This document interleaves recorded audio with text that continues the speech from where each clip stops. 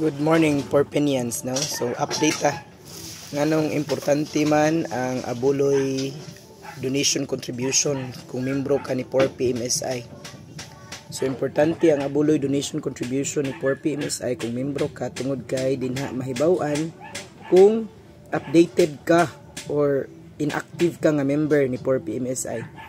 So importante nga atong masayran pag once active member ka, tawgon kag active member ni Porpy MSI kung aktibo ka sa imong abuloy donation contribution, no? So kung dili ka active sa abuloy donation contribution every month, kinamti cut off ang atong cut off sa atong abuloy contribution donation every 25th of the month.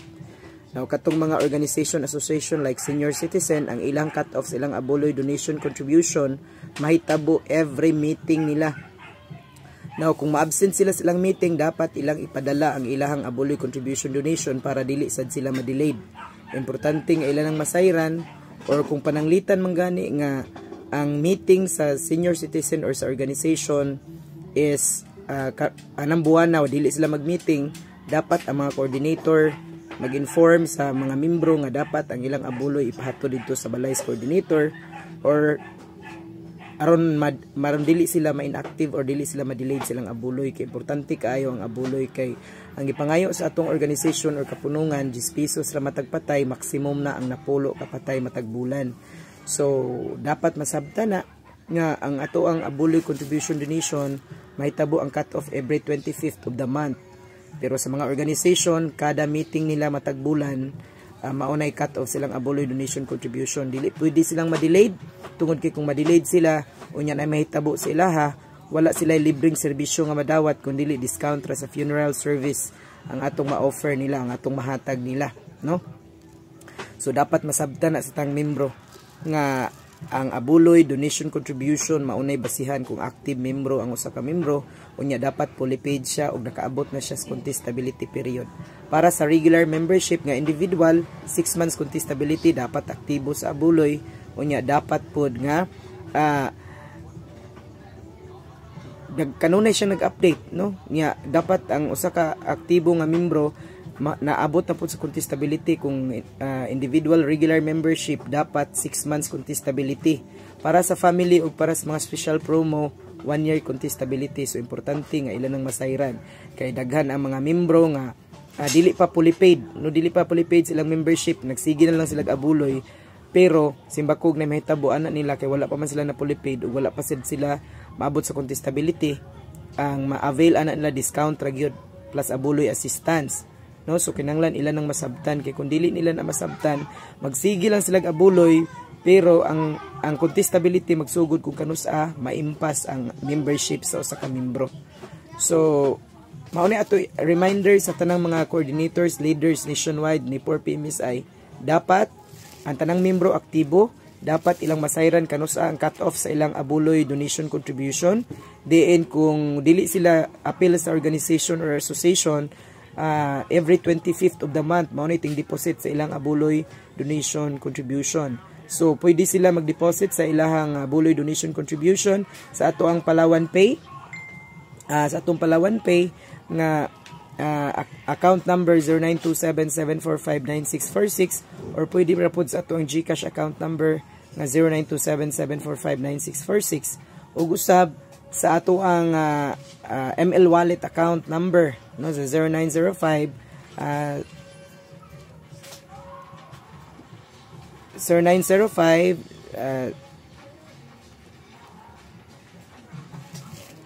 I was mistaken, no? So ang ato ang pinakadali na lang gyud nga maka-deposit is through sa ato ang GCash ug ato ang Palawan Pay, no? Kay parehas ra na sila account number, nag-change man gud ta sa ato ang ML wallet account number because ang katong last time is na deactivate, no?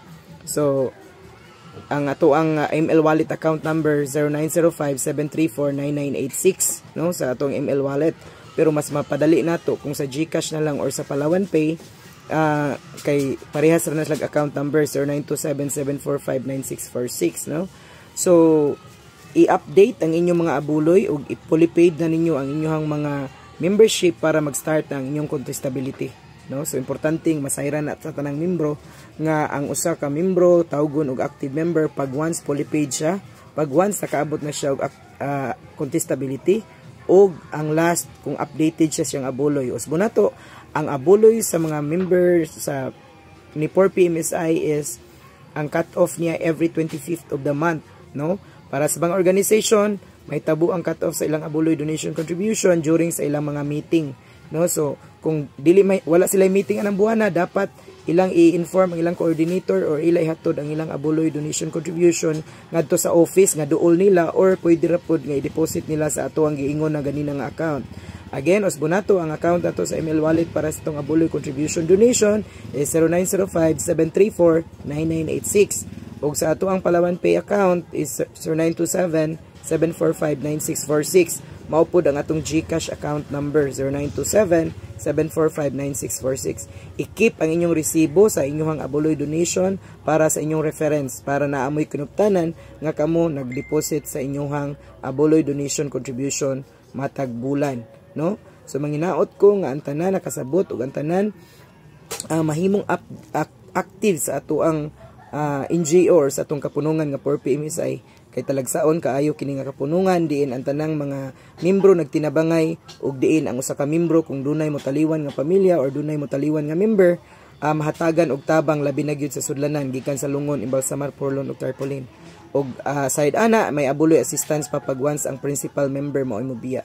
So manginaot ko nga sasabtan o manginaot ko ang tanang membro manulti usab, manabi usab ngadto sa tanang mga kauban natong mga membro kung unsay patakaran ni 4PMSI, o ginaot nga ila kining masabtan, o ginaot ko nga kitang ubang mga membro nga nakakitaan ni atong video karon, dapat ato ni i-share sa mga tao nga ubang mga tao nga dili pa membro, kay dako kay nagtabang, kay wala gyud tao nga dili mo taliwan, walay tao nga di magbangutan, walay tao nga di magproblema sa panahon nga ang atong mga loved ones mo taliwan, no? So kinahanglan nga ato silang iinganyo, ato silang encourage nga mo-appeal sila sa atong kapunungan, kay talagsaon kaayo kini, no?